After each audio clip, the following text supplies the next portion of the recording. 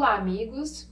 Meu nome é Priscila Bortolotti, sou advogada, especialista em direito previdenciário. Estou aqui hoje para dar dicas para vocês sobre pensão por morte, requerimento da pensão por morte. Segundo os relatórios da Previdência, o benefício da pensão por morte é um dos benefícios mais pagos aqui no Brasil, ficando na frente inclusive dos benefícios por incapacidade. Ainda é importante dizer que a pensão por morte aqui no Brasil ela é uma das pensões mais benéficas para os dependentes que dela se beneficiam, ok?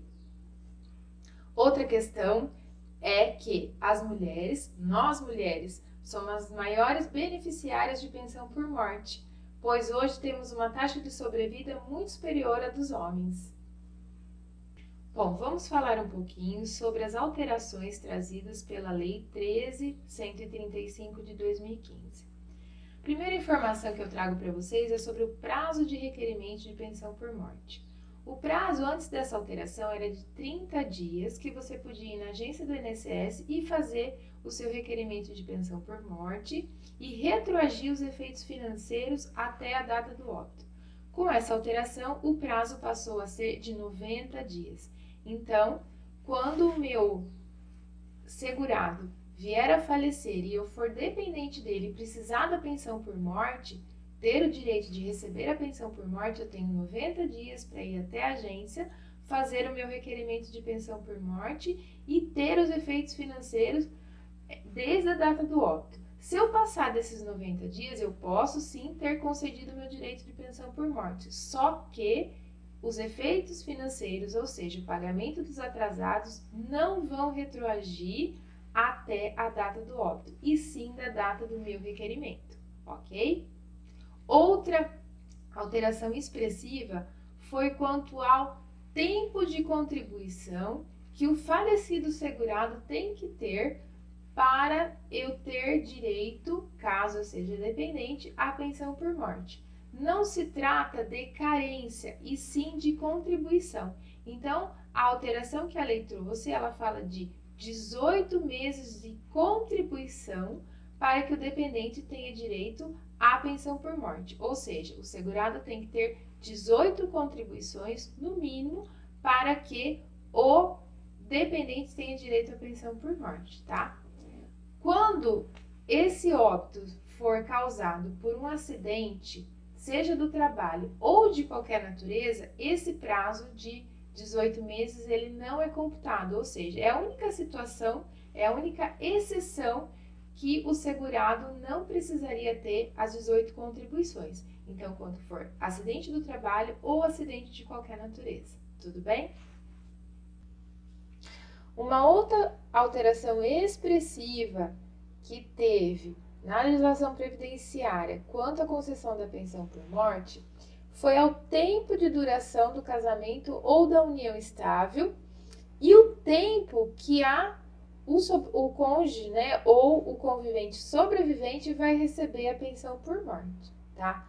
Gente, um vídeo só não vai ser suficiente para falar todas as situações que a gente pode ou não pode entrar com ação com relação a isso. Então, ao longo dos meses e das semanas, eu pretendo trazer muito mais informação. Hoje eu vou tratar especificamente das situações em que a pensão por morte pode ser concedida aos cônjuges sobreviventes ou os conviventes, tá? Que vivem em regime de união estável. Frisando que a união estável ela pode ser entre homem e mulher ou pessoas do mesmo sexo, assim como já decidiu o STF em 2011, ok? Então, união estável homoafetiva para fins de concessão de benefício previdenciário também ok para a concessão de pensão por morte também, tá bom?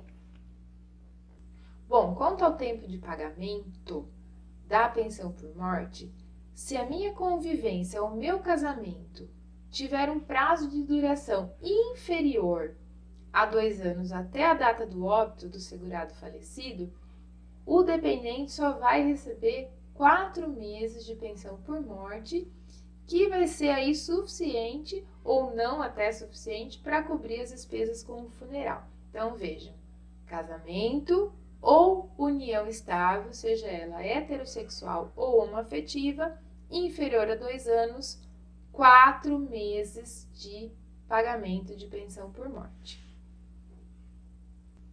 Ultrapassado aí o tempo de convivência inferior a 2 anos, de casamento ou de convivência, nós temos a situação daqueles casais que estão casados ou que convivem juntos há mais de 2 anos, mas que o tempo de pagamento de pensão por morte, ele vai ser de acordo com a idade do cônjuge sobrevivente ou do convivente sobrevivente.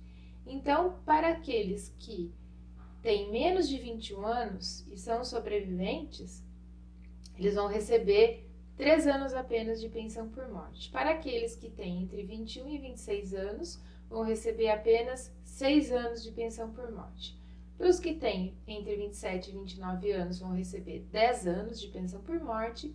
Para aqueles que têm entre 30 e 40 anos, vão receber 15 anos de pensão por morte.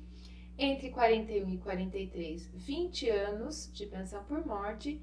E só a partir dos 44 anos de idade do cônjuge ou do convivente sobrevivente é que a pensão vai ser de forma vitalícia. Gente, olha que interessante.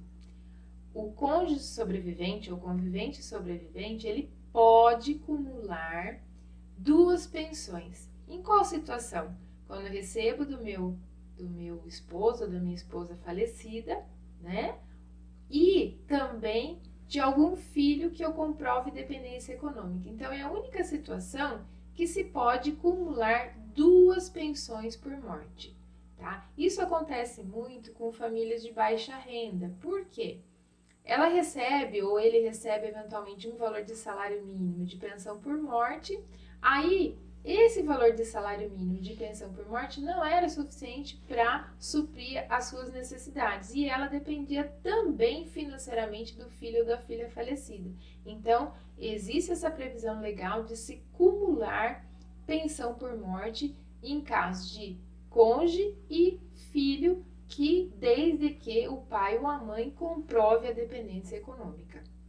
E já que estamos falando de casamento, união estável, né, para a concessão de pensão por morte, eu acho que não é menos importante a gente falar sobre as relações poliafetivas.